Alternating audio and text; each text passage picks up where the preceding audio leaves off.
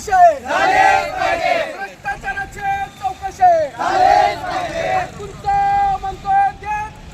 घेतल्याशिवाय राहत नाही बापाच्या तुमचं म्हणतोय देत नाही घेतल्याशिवाय राहत नाही अधिकाऱ्यांचा करायचं काम आहे प्रशासनाला बडवा आहे दलित महासंघाचा जय हो